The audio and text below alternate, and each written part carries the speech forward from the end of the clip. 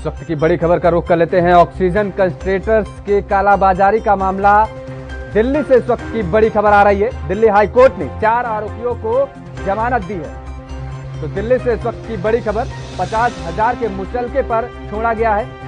ये कालाबाजारी करने वालों को छोड़ा गया है 50,000 के मुचलके पर। दिल्ली हाईकोर्ट ने सख्त आदेश दिया है और 50,000 के मुचलके पर रिहाई कर दी गई है। कालाबाजारी करने वालों को अवमानना नोटिस जारी करे पुलिस। दिल्ली हाईकोर्ट ने यह बात कही है। तो दिल्ली से इस वक्त की बड़ी खबर, ऑक्सीजन कंसंट्रेटर्स की कालाबाजारी का मामला, जिसमें दिल्ली हाईकोर्ट ने 4 आरोपियों को जमानत दे दी है। तो बता दें आपको कि 50,000 के मुचलके पर इन आरोपियों को छोड़ा गया है और इसके साथ ही दिल्ली हाईकोर्ट ने कहा है कि सख्त आदेश दिए हैं कि जिस तरीके से ये कालाबाजारी का मामला जो सामने आया है, कालाबाजारी करने वालों को अवमानना नोटिस भी पुलिस जारी करे। तो दिल्ली से इस वक्त की बड़ी खबर आपके टेलीविजन स्क्रीन पर, ऑक्सीजन कंसंट्रेटर्स की कालाबाजारी का मामला, जिसमें दिल्ली हाईकोर्ट ने 4 आरोपियों को जमानत दे दी है। बता दें कि 50,000 के मुचलके पर इन चारों आरोपियों को छोड़ा गया है और इसके साथ ही अवमानना की नोटिस जारी करने के लिए पुलिस को सख्त आदेश भी दिए हैं दिल्ली हाईकोर्ट ने। और इसी खबर पर ज्यादा जानकारी के लिए हमारे साथ फोन लाइन जुड़ चुके हैं राजीव तिवारी। राजीव, क्या कुछ जानकारी है और आपके पास?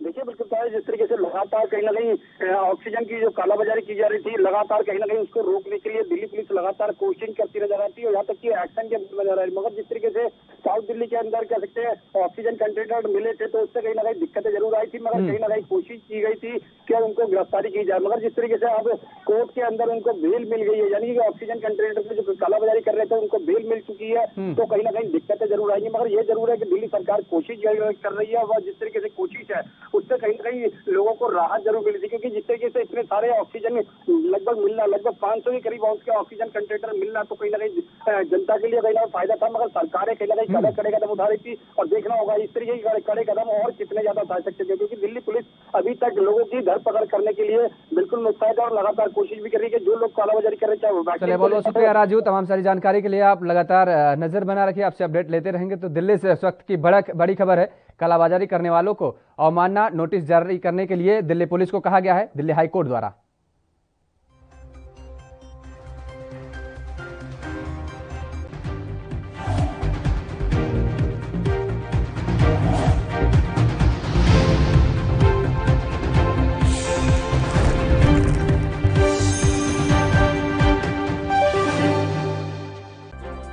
कोरोना संकट के बीच मुख्यमंत्री भूपेश बघेल का बड़ा बयान, बोले महामारी के बावजूद किसानों के हितों की नहीं होगी अनदेखी।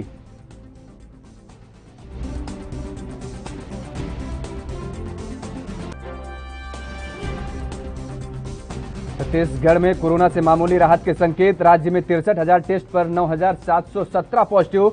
अब पॉजिटिविटी रेट 15%। स्वास्थ्य मंत्री बोले गेंद अब जनता के पाले में।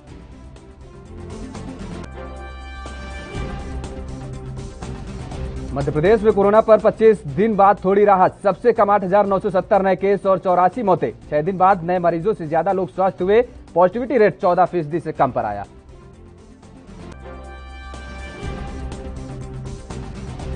एमपी में ब्लैक फंगस से निपटने की तैयारी, मंत्री सारंग बोले देश की पहले म्यूकरमाइकोसिस यूनिट भोपाल और जबलपुर में लगेगी, अमेरिकी डॉक्टरों से लेंगे मदद।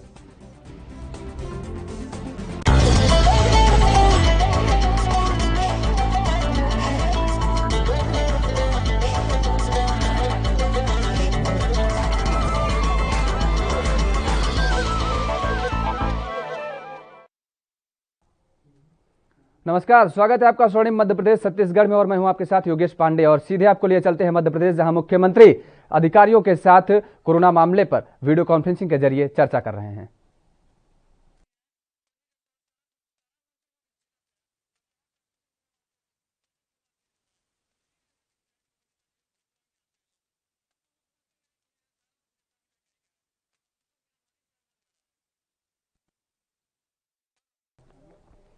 तो छत्तीसगढ़ के मुख्यमंत्री भूपेश बघेल ने कहा है कि कोरोना संकट के बावजूद राज्य के किसानों के हितों की अनदेखी और उनकी जरूरतों को पूरा करने में किसी भी तरह की कमी नहीं आने दी जाएगी। खरीफ सीजन 2021 को ध्यान में रखते हुए राज्य सरकार किसानों की डिमांड के अनुरूप न सिर्फ खाद और बीज की व्यवस्था में जुट गई है, बल्कि तेजी से इनका भंडारण समितियों में कराना भी शुरू कर दिया गया है। खरीफ के लिए खाद बीज की डिमांड को देखते हुए अब तक समितियों में लगभग 45% खाद और 25% प्रमाणिकता बीज का भंडारण करा दिया गया है और इसके साथ खाद बीज के भंडारण की यह प्रक्रिया अनवरत रूप से जारी रहेगी। किसान समितियों से अपनी आवश्यकता के अनुरूप खाद बीज उठाव कर सकेंगे और मुख्यमंत्री ने कहा कि खरीफ 2021 की तैयारियों के लिए किसानों को पैसे की जरूरत पड़ेगी। इसको ध्यान में रखते हुए किस्त की राशि भी उनके खाते में डाली जाएगी। तो मुख्यमंत्री भूपेश बघेल का यह बड़ा बयान आया है।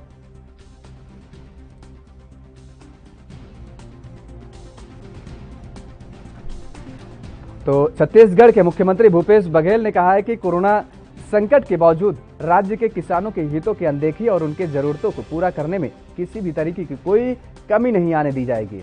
खरीफ सीजन 2021 को ध्यान में रखते हुए सरकार किसानों की डिमांड के अनुरूप न सिर्फ खाद और बीज की व्यवस्था में जुट गई है, बल्कि तेजी से इनका भंडारण समितियों में भी करना शुरू कर दिया गया है। तो खरीफ के लिए खाद बीज की डिमांड को देखते हुए अब तक समितियों में लगभग 45% खाद और 25% प्रमाणित बीज का भंडारण कर दिया गया है। फिलहाल रुकते हैं एक छोटे से ब्रेक के लिए। ब्रेक के बाद फौरन हाजिर होते हैं।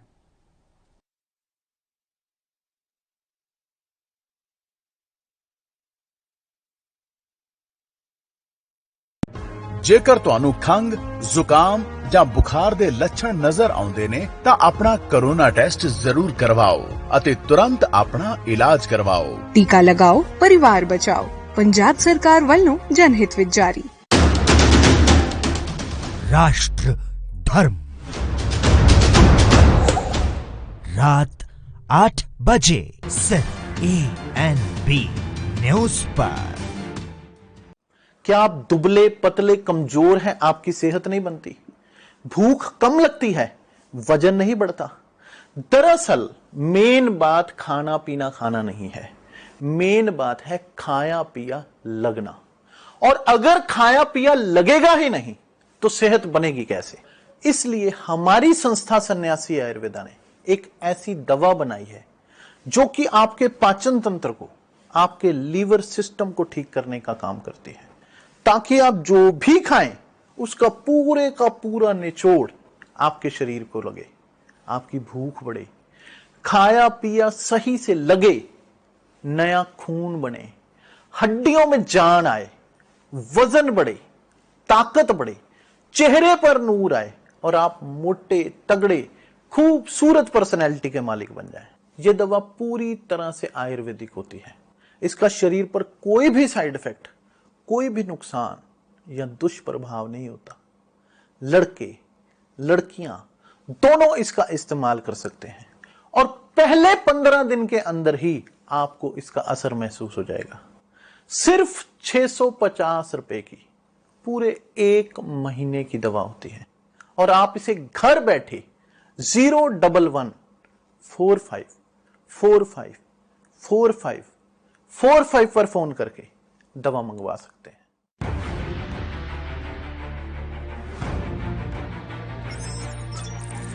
खबर चाहे सियासत की हो या सरकार की, खबर चाहे भ्रष्टाचार की हो या गुनहगार की,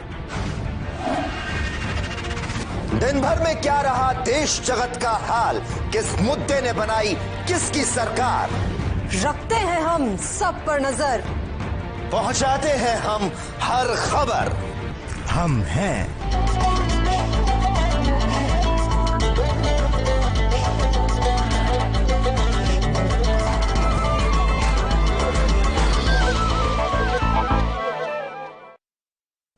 तो ब्रेक के बाद एक बार फिर आप सभी का स्वागत है। रुक कर लेते हैं अगली खबर का। कोरोना की दूसरी लहर से जूझ रहे छत्तीसगढ़ में जांच के आंकड़े ने कुछ राहत दी है। मंगलवार को प्रदेश में कोरोना के 63,811 नमूनों की जांच हुई, जिसमें से 9,717 नए लोग कोरोना संक्रमित पाए गए हैं। इस मान से पॉजिटिविटी दर 15% रही है, मतलब प्रत्येक 100 टेस्ट में 15 लोग ही कोरोना संक्रमित पाए गए हैं। 10 दिन पहले तक यह दर 30 तक थी और एक दिन से पहले सोमवार को सरकार ने कोरोना के 64,000 से अधिक नमूनों की जांच की थी और ये अब तक एक दिन में हुई सर्वाधिक कोरोना जांच का रिकॉर्ड है। वहीं स्वास्थ्य मंत्री टीएस सिंहदेव ने कहा है कि लॉकडाउन लगने के बाद सकारात्मक प्रभाव दिखने लगा है, केस कम हो रहे हैं। रायपुर और दुर्ग में जहां सबसे ज्यादा केस आ रहे थे वहां संक्रमण की रफ्तार थम सी गई है। बिलासपुर और सरगुजा संभाग में अभी भी 20 से 25% पॉजिटिविटी दर है। यह चिंता का विषय है और इसके बाद भी पूरे राज्य में अधिक टेस्ट के बाद भी कुल संक्रमित व्यक्तियों की संख्या कम हुई है। पिछले कुछ दिनों में यह ग्राफ गिरता हुआ दिख रहा है।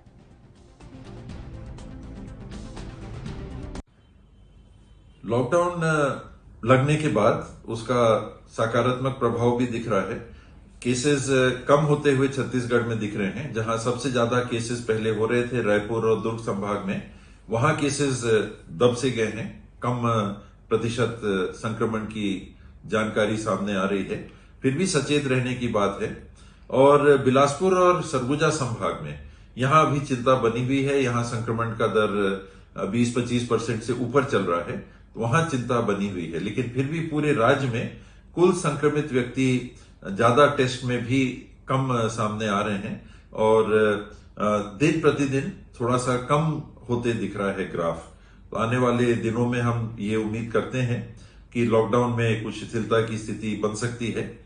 लेकिन अगर लॉकडाउन या जब लॉकडाउन खुलेगा, लॉकडाउन तो हटेगा ही, लेकिन जब हटेगा उसमें नागरिक अगर ये मान के चलेंगे कि अब कोरोना चला गया तो बहुत बड़ी भूल होगी, बहुत बड़ी गलती होगी। हमको पूरा एहतियात बरतना है।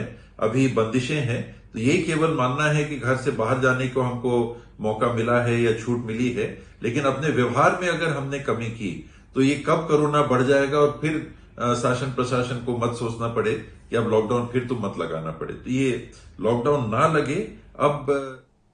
तो छत्तीसगढ़ के सुकमा में नक्सलियों ने मंगलवार देर रात एक सहायक आरक्षक की बेरहमी से हत्या कर दी है। दरअसल पहले उसे डंडे से बुरी तरीके से पीटा गया और फिर धारदार हथियार से उसका शरीर गोद दिया गया। इस दौरान जवान जान बचाने के लिए भागा भी, लेकिन नक्सलियों ने उसे घेर कर पकड़ लिया। जवान की पत्नी ने पुलिस को सूचना भी दी।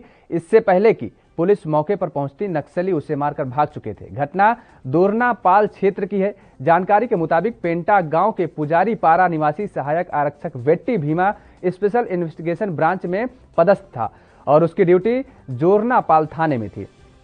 तो जवान रात करीब 9 बजे घर में ही सो रहा था और इसी दौरान 5 से 6 नक्सली दरवाजा तोड़कर अंदर घुस आए और उसे जगाने लगे।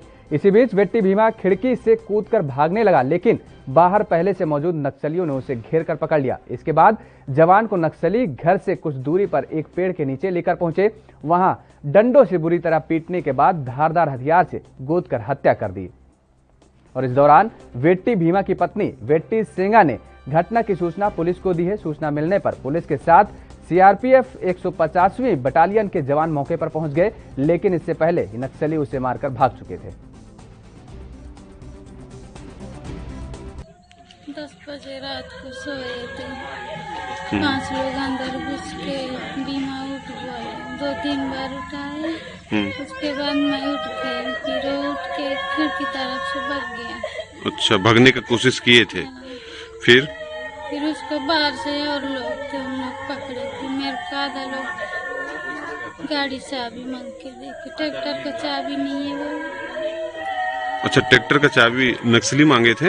मांगे, लेकिन गाड़ी नहीं है, बहन बाइक चाबी दो बोले। तार से नहीं थे, इसका बाइक को तार से मांग के चाबी निकाल के दी तो मोबाइल दो। अच्छा, उसके बाद कहाँ मारे? घर में मारे कि बाहर निकाल गए? रात में 10 बजे हम लोग को एक जानकारी मिली थी कि पेंटा में रहने वाले एसआईबी में कार्यरत एक व्यक्ति भीमा है, सहायक आरक्षक है, जिनको कुछ लोग मार पीट रहे हैं। इसकी तस्दीक है तो हम लोग गांव में गए थे, जहां घर से 50 मीटर की दूरी पर ही उसकी हमें लाश मिली थी। उस लाश को हम लोग कभी फिलहाल रुकते हैं एक और छोटे से ब्रेक के लिए। ब्रेक के बाद फौरन हाजिर होते हैं।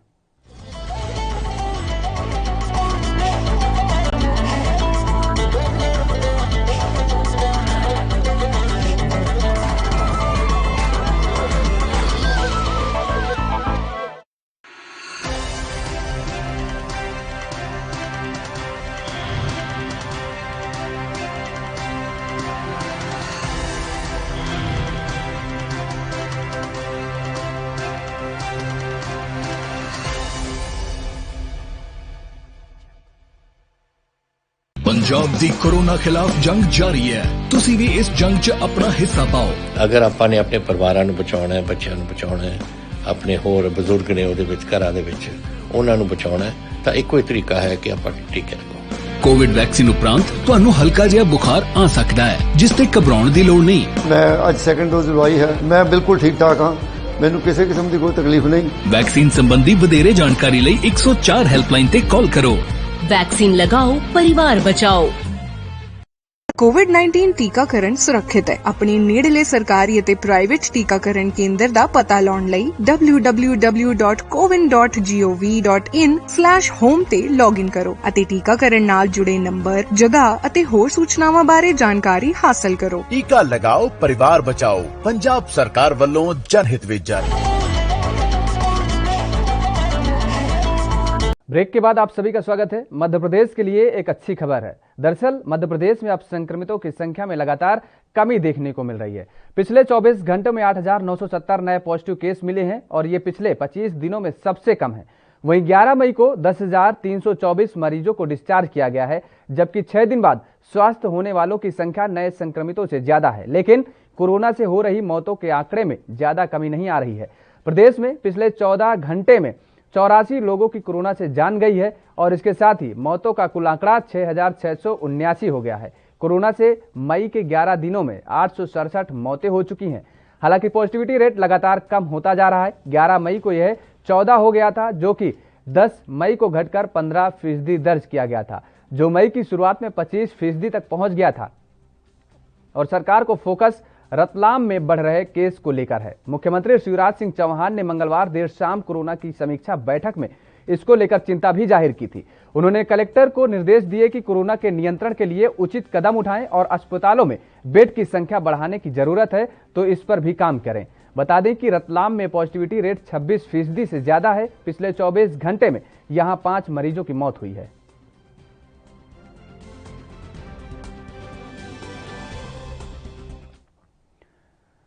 तो मध्य प्रदेश में ब्लैक फंगस इंफेक्शन से निपटने के लिए तैयारी शुरू कर दी गई है। बीमारी से लड़ने के लिए देश में पहली बार मध्य प्रदेश के भोपाल और जबलपुर में म्यूकर माइकोसिस यूनिट खोली जाएंगी। बुधवार को चिकित्सा शिक्षा मंत्री विश्वास सारंग और हमीदिया अस्पताल के डॉक्टरों ने अमेरिका के वरिष्ठ संक्रामक बीमारी के चिकित्सा विशेषज्ञ डॉक्टर मनोज जैन से वीडियो कॉन्फ्रेंसिंग के माध्यम से बात भी की।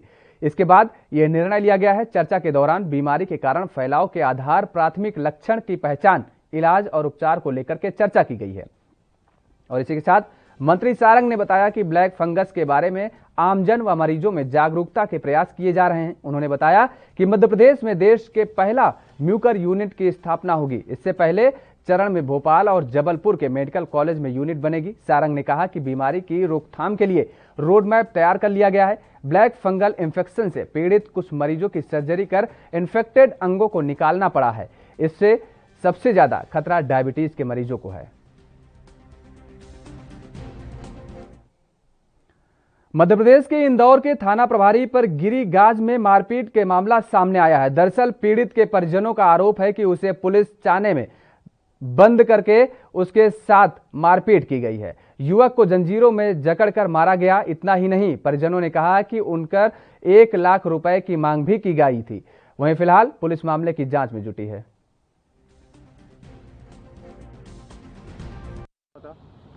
सर 9 तारीख को ये बैठ के दो आपस में दोस्त ये बैठ के खारिया पी रहा था।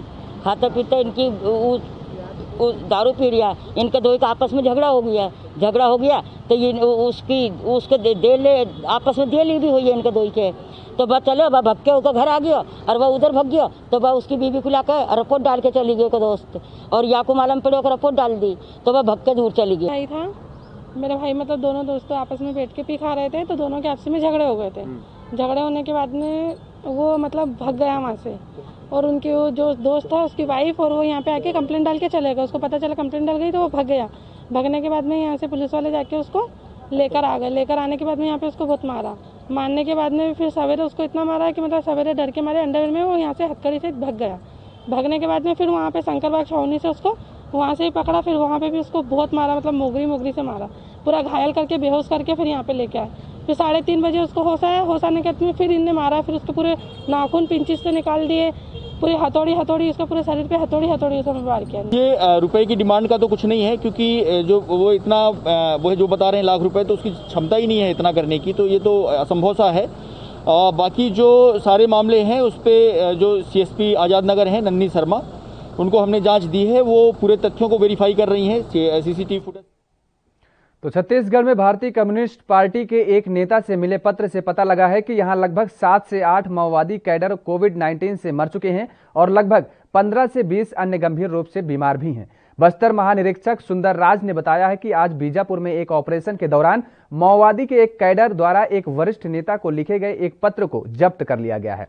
पत्र में बताया गया है कि 7 से 8 कैडर कोविड-19 से मर चुके हैं और लगभग 15 से 20 अन्य गंभीर रूप से बीमार हैं। उन्होंने आगे कहा, हमारे पास जानकारी है कि कुछ नक्सलियों ने कोरोना डर से कैडर छोड़ भी दिया है। छत्तीसगढ़ में कोरोना वायरस के मामले लगातार बढ़ रहे हैं। तो उधर भारतीय रेलवे द्वारा कोरोना काल में मरीजों को बचाने के लिए जीवन रक्षक के रूप में लिक्विड ऑक्सीजन की सप्लाई सुनिश्चित की जा रही है। पश्चिम मध्य रेलवे के जबलपुर मंडल द्वारा 9वीं ऑक्सीजन एक्सप्रेस को कटनी होते हुए सागर की मकरोनिया स्टेशन पर पहुंचाया गया है। इस दौरान कटनी से सागर के बीच ग्रीन कॉरिडोर बनाया गया था। जबलपुर के आला अधिकारी और RPF के जवान एक्सप्रेस की सुरक्षा व्यवस्था पर लगातार नजर रखे हुए थे।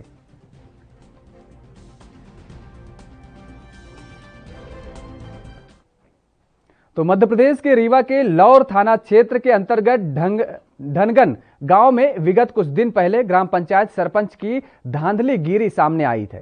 दरअसल एक ही परिवार के अन्य लोगों द्वारा महिला के साथ बदतमीजी और मारपीट करने की घटना सामने आई है। वहीं जब शिकायतकर्ता महिला ने पुलिस थाने में रिपोर्ट दर्ज करवाने गई तो पुलिसकर्मी ने महिला को वापस भेज दिया और कहा कि महिला झूठ बोल रही है। लाठी मारे सरपंच ने। कौन सरपंच? वो देवराज सरपंच। किस बात को लेकर विवाद हुआ था? बात हमार कुछ नहीं भाई, आमा उमा बादे भी नहीं गए, काहुना बातें नहीं भी। हमारे घरे सकाए के दारू पी के मारी। काहे मारी नहीं, का बात रही? यह कामा बीन के चले गए, तब कारण हुई है भाई, हमका बतावा कुछ नहीं गा। हमारे घरे सीधे गाली दे के गिंदी गाली दिए। फिलहाल रुकते हैं एक और छोटे से ब्रेक के लिए। ब्रेक के बाद फौरन हाजिर होते हैं।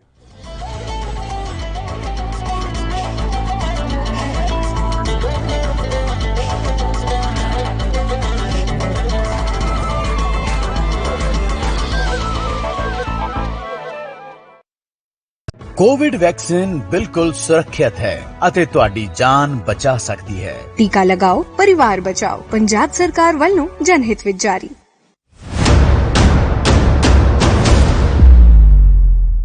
हक की बात दोपहर 12 बजे सिर्फ ANB न्यूज पर।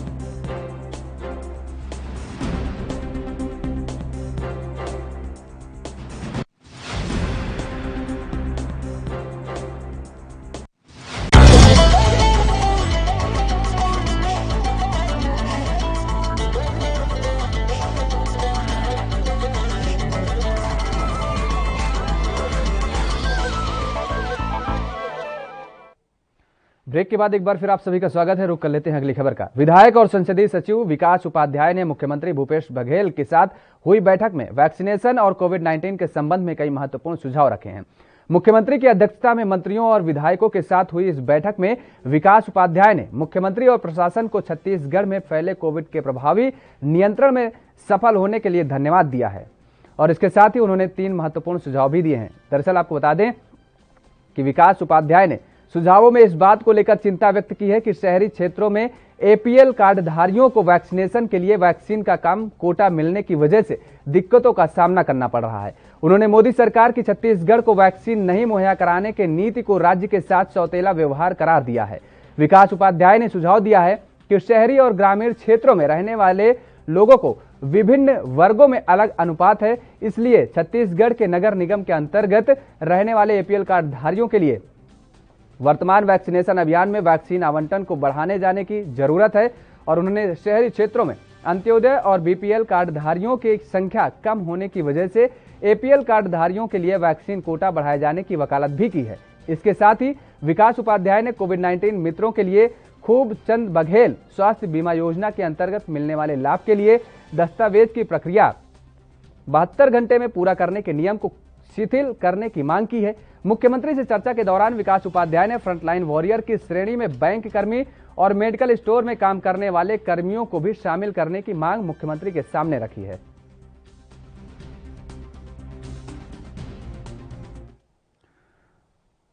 तो मध्य प्रदेश के सभी यूजी और पीजी में परीक्षा फॉर्म नहीं भर पाने वाले छात्रों के लिए अच्छी खबर है। ऐसे सभी छात्र अब परीक्षा में बैठ पाएंगे और इसके लिए उन्हें लेट फीस भी नहीं देना होगा। दरअसल उच्च शिक्षा मंत्री मोहन यादव ने इस संबंध में बुधवार को बयान जारी किया है।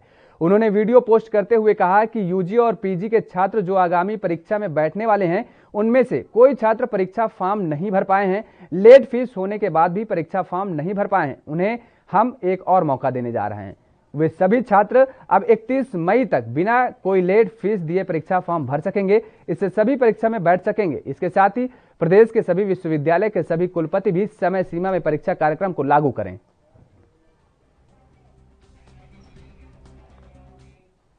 तो मध्य प्रदेश में 15 मई तक कोरोना कर्फ्यू लगाया गया है। वहीं वीकेंड कर्फ्यू होने की वजह से कर्फ्यू 17 मई की सुबह 7 बजे तक रहेगा। राज्य में कोरोना वायरस के मामलों में तेजी से इजाफा हो रहा है। हालांकि कुछ जगहों पर मामलों में गिरावट देखने को मिली है। हाल ही में इस संबंध में जानकारी देते हुए मुख्यमंत्री शिवराज सिंह चौहान ने बताया, प्रदेश में कोरोना मरीजों की संख्या में कमी देखी जा रही है। ये अच्छे संकेत है।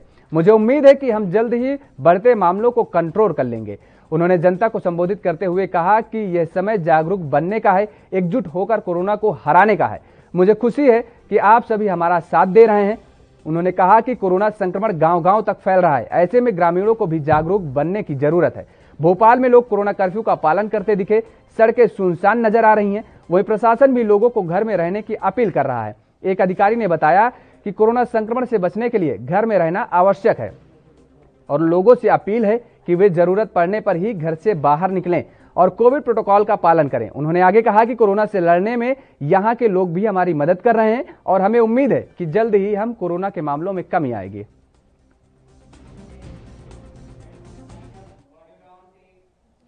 स्वर्णिम मध्य प्रदेश छत्तीसगढ़ में फिलहाल मेरे साथ इतना ही। आप बने रहिए एनबी न्यूज के साथ।